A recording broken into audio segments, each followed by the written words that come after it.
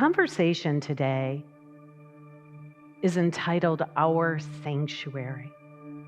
Our Sanctuary. Spiritual communities will consider the space that we are meeting in.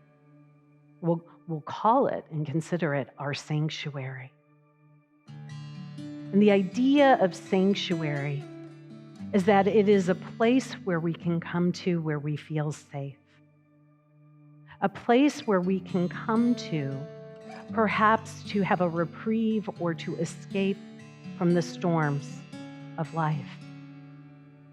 And that as we visit these places, the sanctuaries in our lives, that then they become touchstones for us so that we can align quickly, swiftly to that peace, to that peacefulness that we know can abide in the midst of the storms of our lives.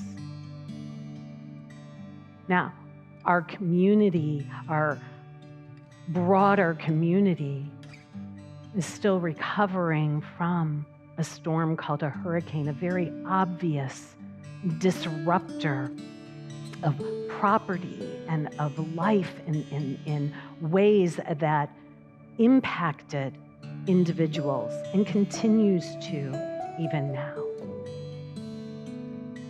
And there are people in this community who are sitting here right now, people who are watching, who have been impacted directly, such that the place that they call home, the place where they lay their head, that home sanctuary has been disrupted.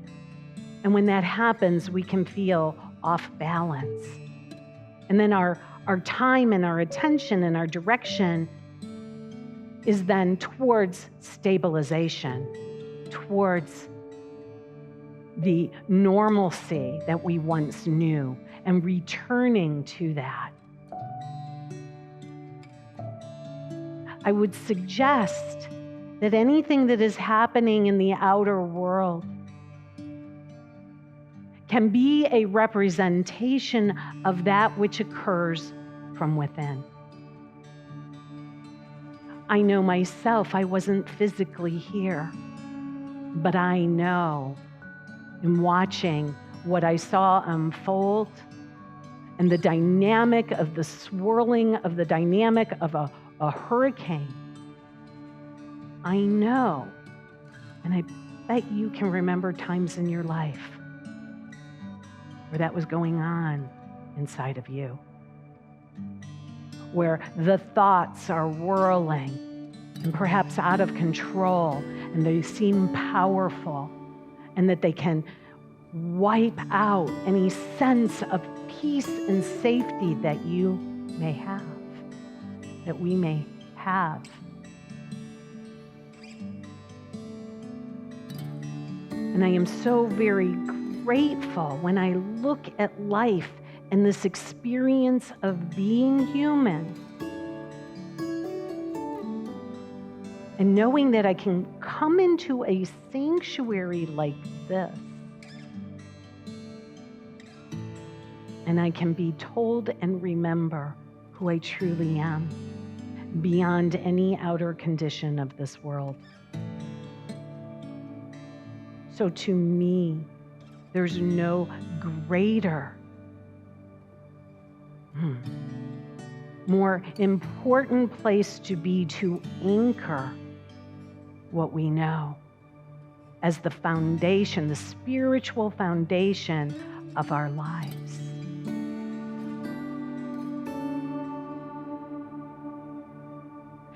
To be a part of a community that not only can recognize a structure, a building structure as a sanctuary, but before you even enter far into the property, there is a sign that reminds us that this whole campus is a sanctuary for all life, and invites us to come here to find peace, to find respite, to be refreshed and to be renewed, so that we may then fill up our tank, so to speak, so that we may be full of Spirit as we go out into the world.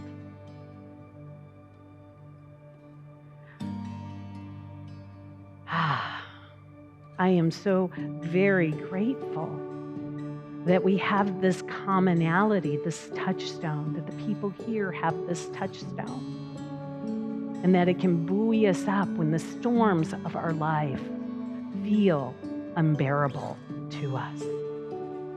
And as I was preparing for this talk, there is a story, you see, because I consider each and every one of us here. I consider each and every one of us here, okay, let's be obvious, to be called. I consider each and every one of us to actually be called. And it's our choice. We get to choose whether we answer that call, right? We get to choose.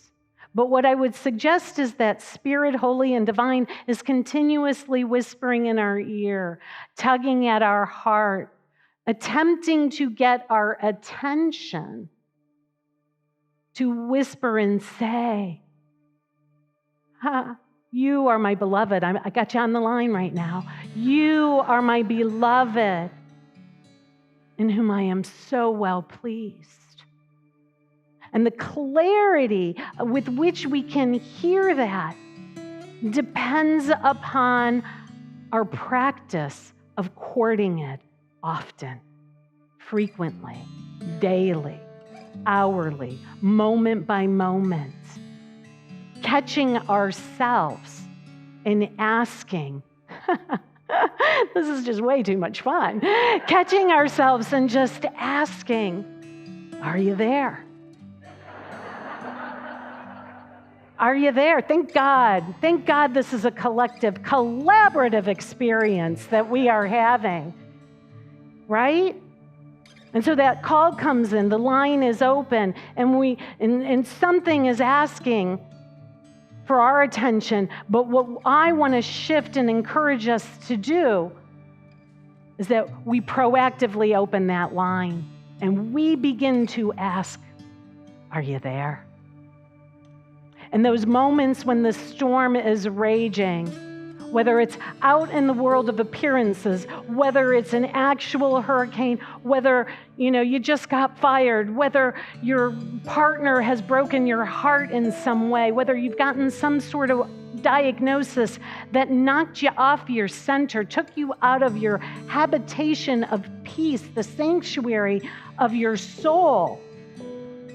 And it is only through the habitual practice of pausing in those moments, in those storms, and taking a breath and remembering, oh yeah, I'm having a human experience, but what I am is Spirit, unlimited and free. I walk not alone. I am connected continuously. And while everything in this experience that we chose, in this experience is here, not to take us out, but to help us remember. They are all stepping stones for our awakening. And so it's our practice as disciples, as students, as followers of a teaching of truth, to be the ones to pause and ask and to make that call. Okay, come on. Where is it? That was your cue. Where to go? So there is this idea that in any moment we can be on this whole spectrum of consciousness.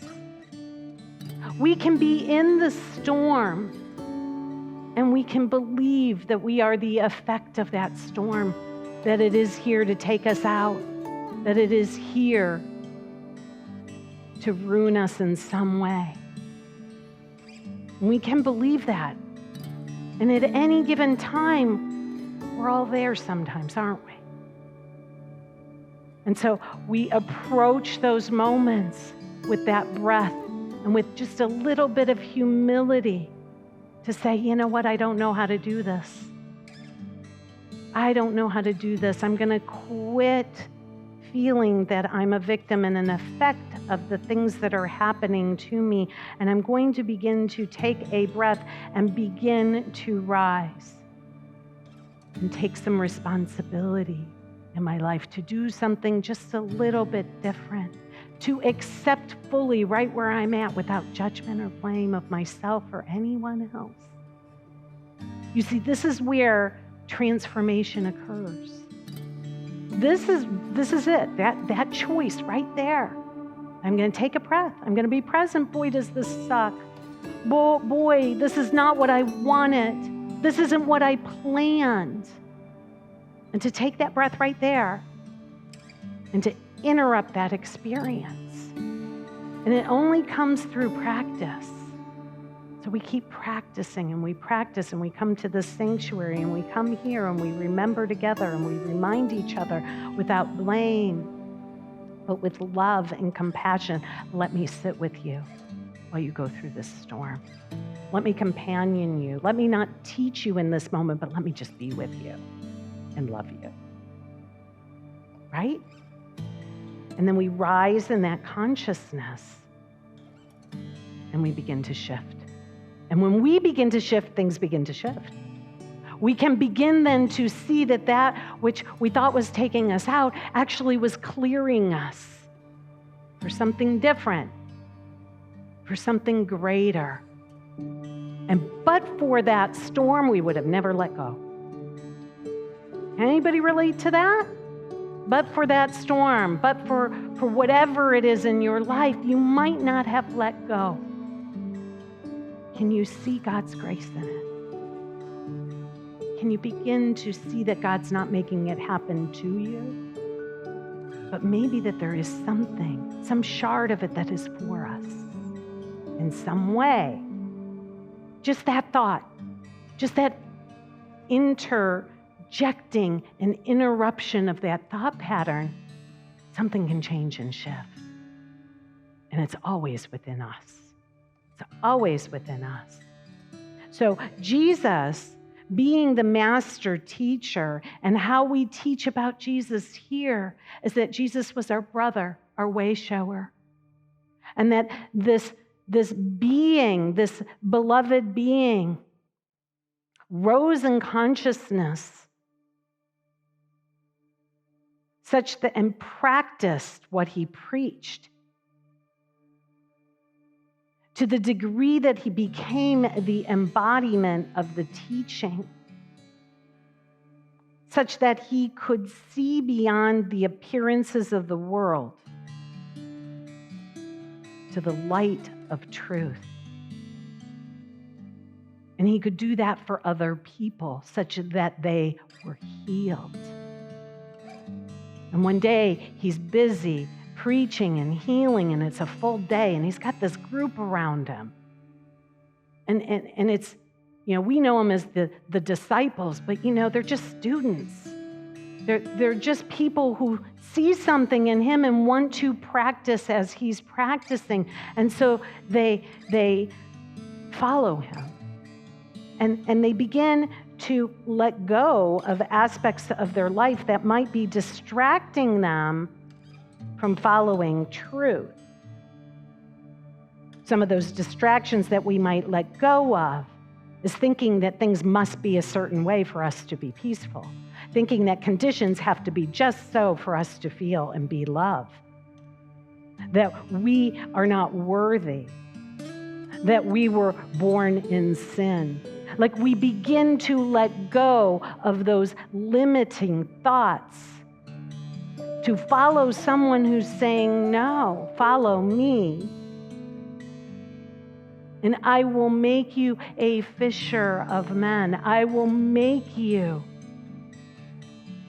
a being who can transact in the realm of mind and ideas. such that you can do these things aligned in this consciousness, the same consciousness for yourself.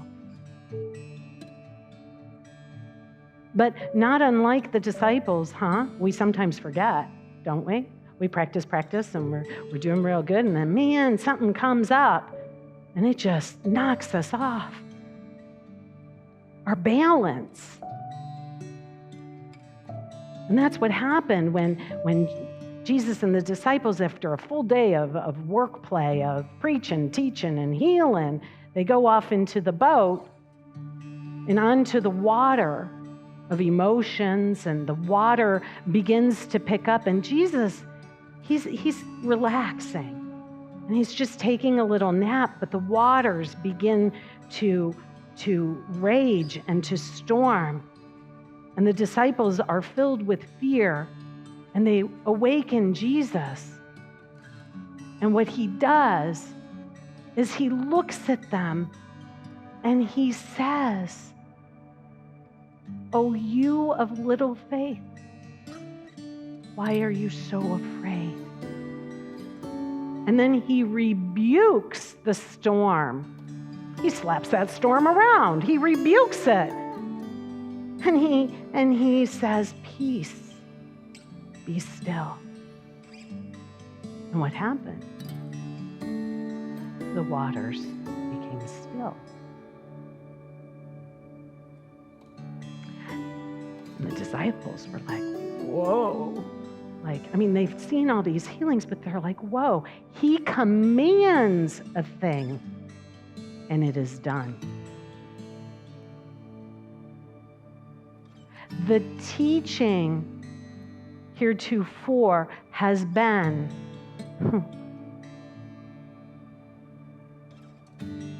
that only this individual could do that. And yet he taught, "Follow me." He was commanding with his word. He didn't just rebuke the water. Sometimes he'd walk by people and he'd look at them and they'd be wanting something from him, and he would say, "What hinders you? Pick up your mat and walk. What doth hinder you?" It's not the storms that hinder us. It's what we make them mean. It's not the storm. It's what we make them mean about us. Okay? Such that you can begin to say to the self, "Peace, be still," to the storm of your thinking, the storm of your mind. Peace, be still.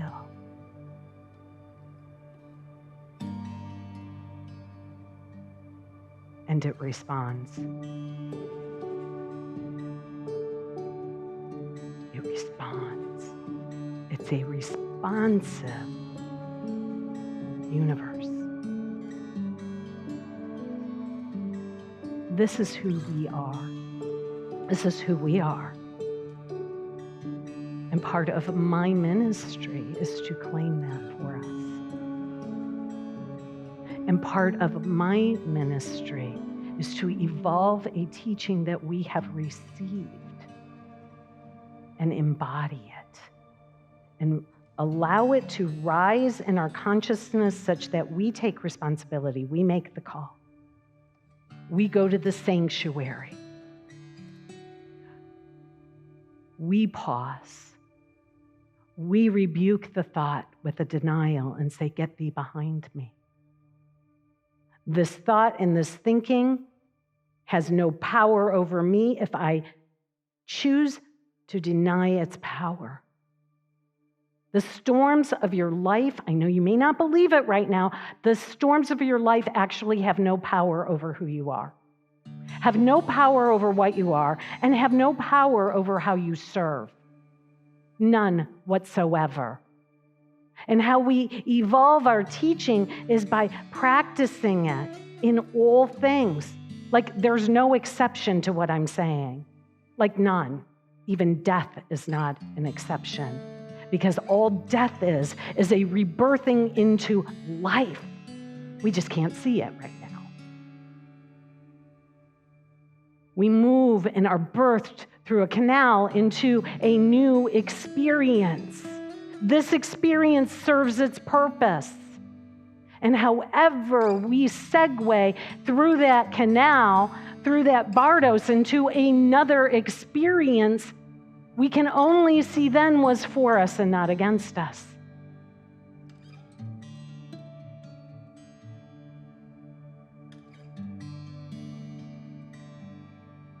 Where is our faith? Are we going to begin to live our lives as if this teaching is actually true? Always. Oh my goodness gracious, as we do that, look out. Look out. It is everything. It is the greatest gift that we can give to ourselves and give to all of those who are in our sphere of influence.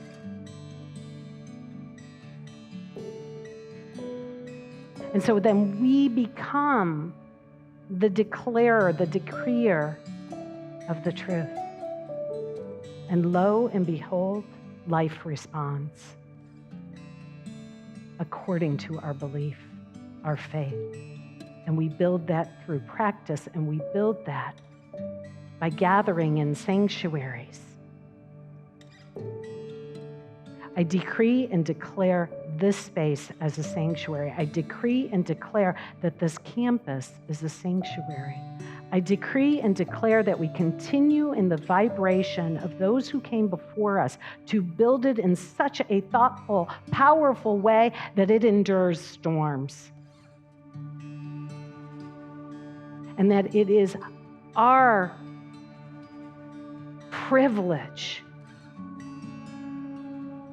to pick that up and continue forward so that we continue to be a sacred, safe sanctuary, to explore and expand these principles of truth and to buoy one another up so we can breathe during the storms of our life. This is what this community is dedicated for. This is why we're here. This is why I'm here. So if there's no mistake about that, I'm not here for anything other than this. Oh my gosh. And I am so grateful to have the honor and the privilege to speak these words such that I can remember this.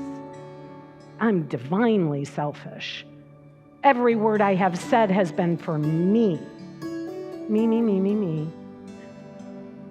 But guess what I am? You. Because we're one. And as one rises, we all rise together. So, how do we enter sanctuary?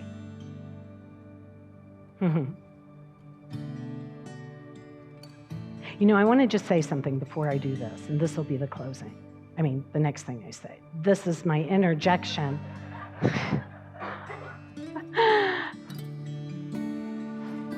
Thank you for always humoring me. I woke up today and I did not want to wear a dress.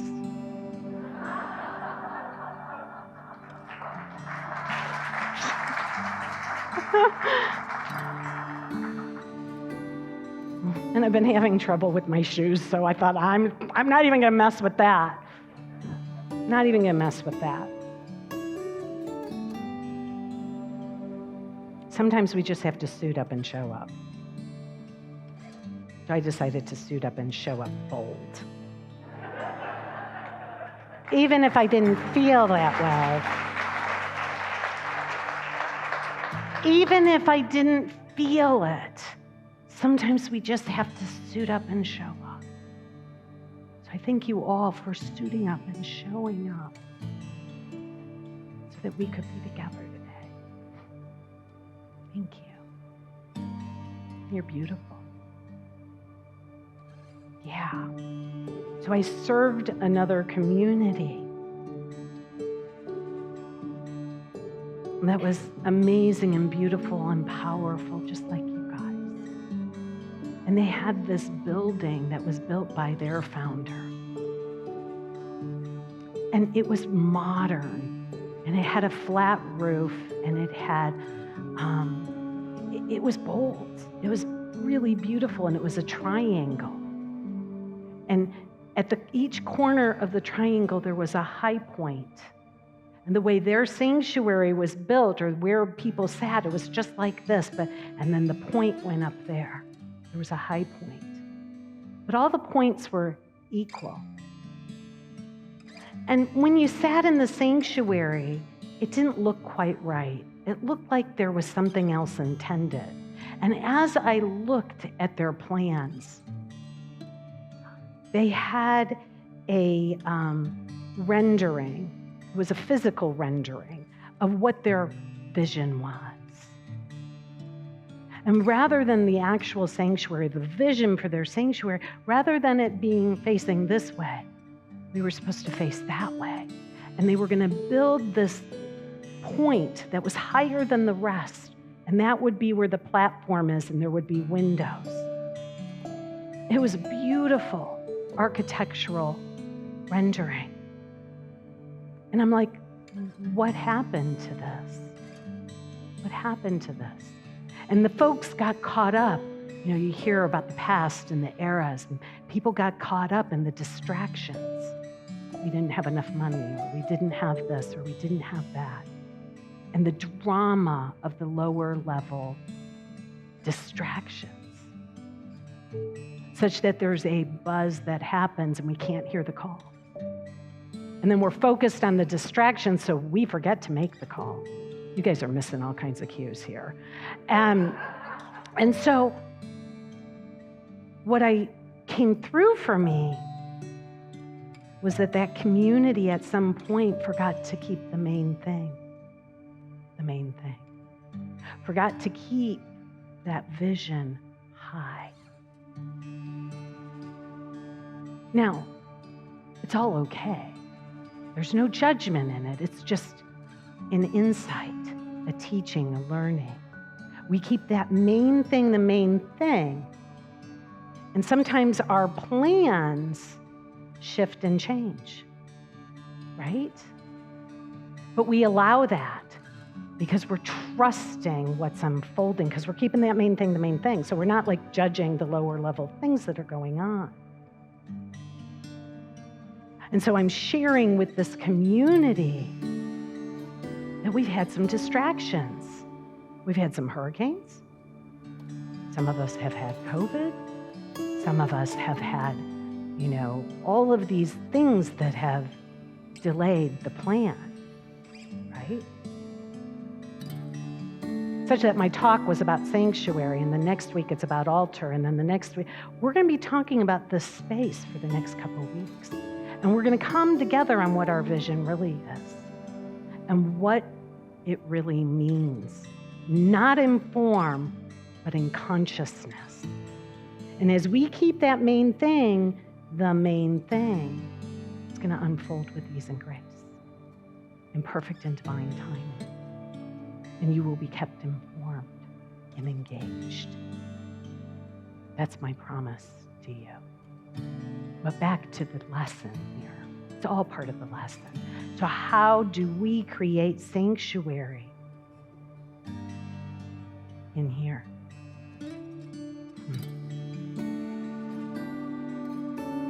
We create it by making that call, practicing it in all our affairs, by bringing all of ourselves to the main thing. We remember with humility and forgiveness.